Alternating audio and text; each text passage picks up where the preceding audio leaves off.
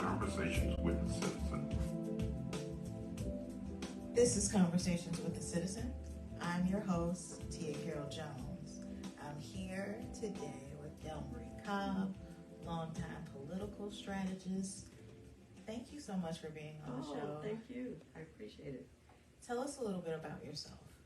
So as you said, I've been doing this a long time. I started my business in, it was April 1st, 1990 is when I actually started my business. But my first campaign that I worked on was Jesse Jackson's campaign for president in 1988. Okay. I was his national traveling press secretary. And prior to that, I had been a television reporter for 10 years. Oh. And so having been a reporter, really, I believe, has been instrumental in helping me do what I do, because it's given me the advantage of knowing how the media thinks, and how to prepare my clients for debates and interviews and also news conferences and just talking points. Okay. So you said you were a journalist. Mm-hmm. How did you move into politics? Well, actually, my father worked for the Board of Elections for 30 years. So I grew up in politics in terms of hearing everybody talk about it and politicians coming to our house all the time, because my dad was a supervisor of the board of the binder department. And what the binder department is, for those who don't know, is when these big binders of voters, that's where you had to go to verify signatures and all the things they do now by computer. Okay. Of course, all that was being done by going through these gigantic binders that were about the size of a table. And my dad was a supervisor over that. So you mentioned Jesse Jackson. Who are some of the other people whose campaigns you've worked on? Well, the first campaign I worked on my own was David Orr. He was alderman of the 49th Ward, and he ran for Cook County Clerk. And so and then it was right after that, the success of that campaign, that I actually opened my office. And my second campaign that I worked on, that was a major one, was Bobby Rush, who at the time was the 2nd Ward alderman, and he was running for Congress against Charlie Hayes. And then the third major campaign I worked on was Jesse Jr.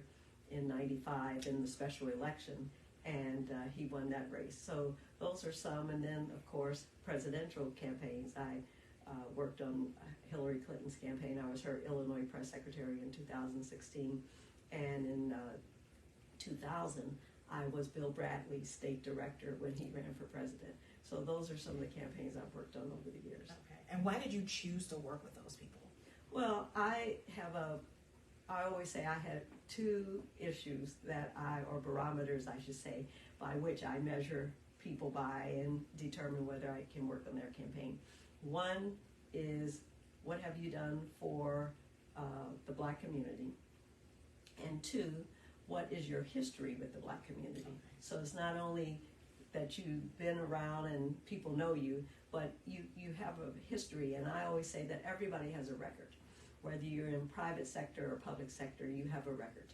And I use the example when Bruce Rauner ran for governor of Illinois, and he was a businessman running for an elected office for the first time. Right. Well, his record was that he was also an investor.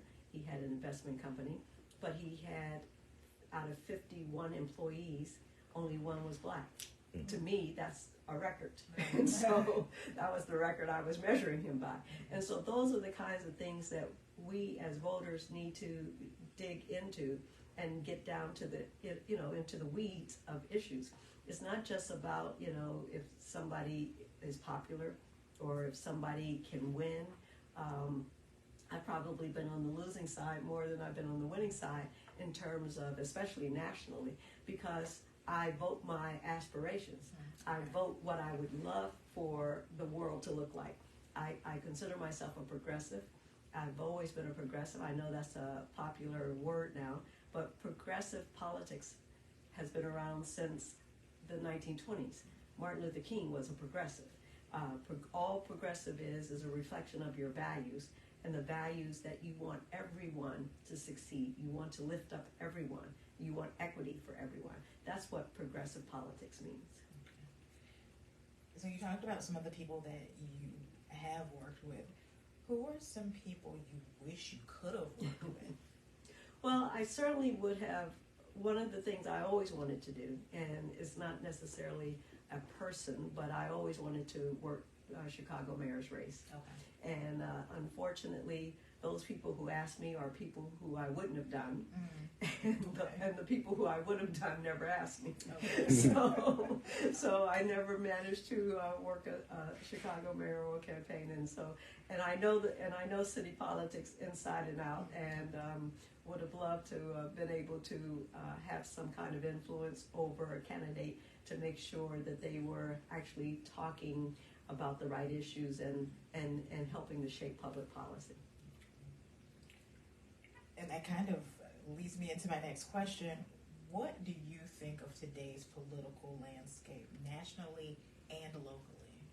Well, I mean, I think we've gotten to a point where it's really a case of extremes in many ways. I think even the mayoral's race here in Chicago is a prime example of that. I mean, you've got two Democrats who represent the extreme wings of the Democratic Party. Yes. And I don't mean that they're extremists, but I mean you've got one who's a conservative Democrat, if he is a Democrat, and you've got the other one who is who's a progressive Democrat. And so that's where our politics is nationally. This is a microcosm of what's going on nationally. When you look at the people who are throwing money at this campaign, I mean, you've got wealthy white Republicans who are giving one candidate millions of dollars, and yet he has been rejected by voters 3 previous times. When Paul Vallas ran for governor in 2000, in 2002, he didn't win. When he ran for lieutenant governor with Pat Quinn in 2014, he didn't win. When he ran for mayor in 2019, he came in 9th. And now suddenly he's the savior of the city of Chicago in every sector. You know, he's the savior for public safety. He's the savior for the budget. He's the savior for the schools. And so how is that possible? So that's and that's what you're seeing nationally, that same kind of conservative politics that people are really pushing on everybody else. And you did kind of go into how you feel about the mayoral race, but how do you feel about some of these aldermanic races in the city? And I think you've got the same thing happening in many of the aldermanic races. I mean, one of the, for me even, one of the things I was hoping for is that we get as many progressives on the city council as possible. And therein lies another problem. So as a result of that, you've got this PAC that suddenly formed called Get Stuff Done PAC, that again, the same people who are giving to the mayoral candidate, Paul Vallas, are giving to this PAC. It raised over $1 million in a matter of weeks. And they're funding candidates who they're saying they're funding candidates who are democratic socialists, who are not democratic socialists. Okay. But really, they're funding candidates who are not progressive. That's what they're really doing. And the sad part about it is most people don't even know what democratic socialist means. Most people think that being a socialist means being a communist. I mean, that's how little they know about it. Right. But, you know, Medicare is socialism. Social Security is socialism. So our Affordable Care Act now is socialism. So it's not, what socialism is again, meaning helping everybody have an equal opportunity at living a good quality of life. And what do you think about some of these more national figures endorsing candidates here, the mayoral candidates specifically? And I don't know that that means a whole lot, but you know, it certainly helps. And when you're running for office, it's the momentum, and that's what you're trying to show. You're trying to show that, you know, I've got people from all levels, from all across America, who are in either the conservative wing of the party or the progressive wing of the party, who are looking at this race because this is a national race. In fact, it's a world race. I've been interviewed by people from The Guardian, which is out of Europe. Right. So this is everybody's looking at this race to really see which way the city of Chicago is going to go and how is that going to reflect on a national level. How do you think the political landscape has changed throughout the years? Well, it's changed a lot, and unfortunately it's changed a lot on a local level. It's changed a lot, mainly because the black community stopped voting. I mean, we're not voting at the numbers that we should. We're certainly not voting at the numbers we did when Harold Washington ran for mayor. I mean, you have about the same number of people who are registered voters, about 1.3, 1.5 million people who are registered voters, but the difference is you had 88% turnout when Harold Washington ran in 1983, and now you've got in the 30% turnout. And in the black community, in some wards, that's even less. And so it wasn't that Mayor Daley, when he was the mayor and won for 22 years, it wasn't that he was doing such a great job that people couldn't wait to vote for him. It's that you had almost 1 million people who stopped voting over the course of the 22 years he was in office. Okay. And unfortunately, we haven't been able to get those people back to voting.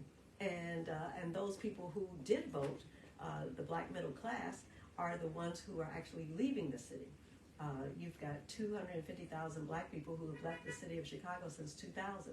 And in most cases, those were the black middle class, people who could actually pick up and leave and go somewhere else.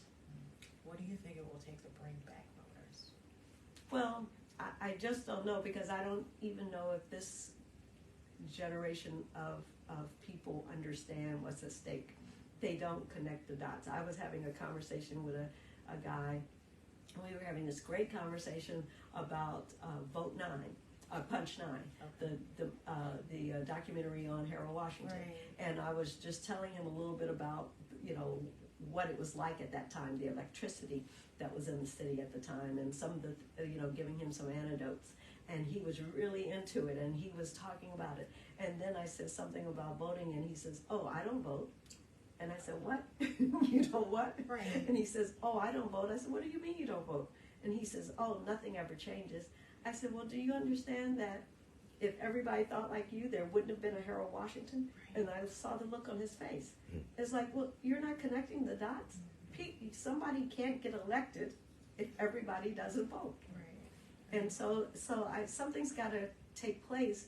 And I know for me, as I said, since my family was in politics, of course I went to the polls with my parents all while I was growing up. And then I always say my mother took me to the polls when I was little, and when I got older and she got older, I took her to the polls. Okay. And so I think that's the kind of habit we have to instill in our children at an early age. We've got to take them with us so that they see the habit of voting. I mean, I've never missed an election in my life, no matter where I was in the country. I always would manage to vote. If I had to vote absentee, I voted absentee. My mom took me to vote when I was little, and that's the same thing that I'm doing now. So Right, exactly. I understand what you mean. Mm-hmm. Yeah. What is the Ida B. Wells Legacy Committee, and why was it founded? So the Ida B. Wells Legacy Committee is a political action committee that I founded, and the reason I did was in 2016, as a result of Hillary Clinton losing, what you saw were suddenly all these white women all over the country protesting and marching and forming PACs and organizations and all of that.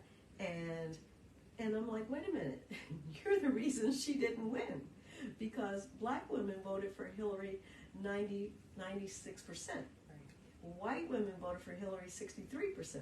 And so you're the reason she didn't win, and why are you now forming these groups in protest? Right. And so I just realized that since 2008, the black women incrementally have increased our vote to the point that the Democratic Party is now dependent on the black women's vote. And so I just realized that it was important for us to be out in front we've carried everybody else's water. It was time for us to start carrying our own water. Because if you look at the black women throughout history, we're the backbone of everything. Yes. We've been there for everything. There's not a movement in this country that did not have black women as the backbone and the infrastructure. And so now we're out in front, and it was time. And so that's why I formed Ida's Legacy, to raise money so that we could get progressive African American women candidates in office. How would you advise young people who aspire to elected office? Well, they need to get involved. You don't just wake up one day and decide I'm going to run for this or I'm going to run for that. What are you doing now? What issues touch you? What issues move you? What's going on in your community that you think is important? I mean, that's how you get involved. Read everything you can read. I mean, we've got more information at our fingertips now than we ever had in the history of the world. And people probably read less and know less now in terms of current events, than they ever have, because they're spending their time on the internet talking to each other instead of looking at issues. And if you look at in my generation, when I was in high school, I mean, of course, we were dealing with the Vietnam War. We were dealing with the Civil Rights Movement. And so all of that was front and center in your face. And so there was no way to ignore it. And so you wound up being pulled into it and involved, whether you wanted to be or not. And that's what has to happen to these young people. They need to get involved. They need to know the issues. They need to volunteer with organizations that are activists in their communities, and they need to get involved with elected officials at their offices and decide what level of government actually interests you, and then see what you can do. Volunteer on campaigns, volunteer in the office, get internships. But it also needs to go back to school and making sure that we're teaching civics in school so that kids understand how every level of government works and how, from the cradle to the grave, politics affects your life. Yes. You do not escape politics. I don't care whether you're involved in it or you're not involved in it. Believe me, it's involved in your life. Right. What advice would you give young black women interested in assisting in political campaigns? The same advice. I would just say for them to get involved and to help. I mean, there's always something to do in a campaign. I mean, from phone banking to mailings to entering data. There's so much to do on a campaign, and there's never enough people to do it. And so if you can bring your skills, I mean, now that we're doing peer-to-peer texting, and so there's always something new on the horizon for you to do to get involved in a campaign that will interest you.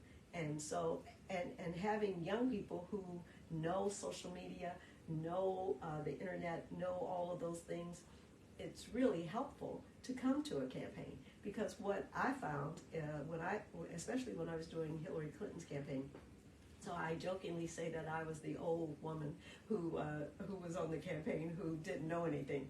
But what I realized is that the young people weren't doing the things that I knew, not because they refused to do them. I later realized they didn't know to do them. Okay. So it's not an either or. It's not the old politics versus the new politics, because we were always getting people elected. Right. So getting people elected is nothing new. We were knocking on doors. We were phone banking. We were sending friend-to-friend cards. All those things that we did. You still do those and supplement it with the new technology. Okay. It's not an either or, it's an and both. And we need to understand it. So I need you as a young person. I give you a quick example of, I had a candidate, and I was telling her, and she's a millennial, and so I said, well, we've got to get you, we got to get some phones in the office. And it was like, phones? Why would we need phones? We got cell phones. I said, no, you can't call people from cell phones. Everybody's got a different area code, and people are not going to answer that. And I said, you need a phone where the caller ID says friends of the candidate. And so anyway, we got the phones. we sent out a phone bank robocall announcing she had her office open and to come to the grand opening on Saturday. And when it went out, within 30 minutes, she had gotten 100 calls back. And she said, "Oh my God." She said, "That's more calls. I talked to more people already than I've talked to the whole campaign." And that was because when people saw Friends Up and saw a local number, they called back and they wanted to know what was going on. And so those are the kinds of things I'm talking about. One does not supplement or substitute the other. Okay. It's a supplement. Okay. Where can people go to find out more about you and the Ida B. Wells Legacy Committee? So our website is www.idaslegacy.com, and we do a couple of fundraisers every year. And again, we always can use volunteers, and we also try to keep information out there. We've got a Facebook page as well. We try to keep information out there, not just about us, but about politics, things that we think people should know and are of interest. And so that's the best way to find out what we're doing. Plus, I send out as a result of the mailing list, of email list, I send out articles on a regular basis that I write about local politics. And so that's a way to, and I try to always find the angle that nobody else is looking at, and to just demystify politics, because I think that's another thing, is that people think politics is difficult, and politics is really common sense. Who has your best interest at heart? That's all you have to figure out, and then look at their record to see which person aligns with your values and has your best interest at heart. And that's what I try to break down in all my writings. Great. Before we wrap up, is there anything else you'd like our audience to know? Well, I would just hope that one of my biggest regrets that I've always said, that I've been doing this now for over 30 years, and I'm still one of the few Black women doing this at the level I'm doing it. And so that's my biggest regret, is that I didn't bring more people along. And even though I had a lot of interns and a lot of people have worked with me, they see how hard the work is, and they were like, "Oh no, I'm not doing that." And so, we have to have Black people at every level. Behind the scenes, it's not just about running for office. It's also about being a researcher, being a policy nerd, helping the candidate form their issues, developing issues. So you need somebody on the back end as well as in the front. And so when I'm talking to young people, I'm letting them know that it's not enough for me if you're the candidate and you're Black running for office and everybody in your office helping you run for office is white. How does that help us? How does that build capacity within our community? And so that's the one thing, is look at all the possibilities, all the job opportunities in a campaign, and see where you can be helpful. Okay, great. Well, thank you so much for being here. No, thank you.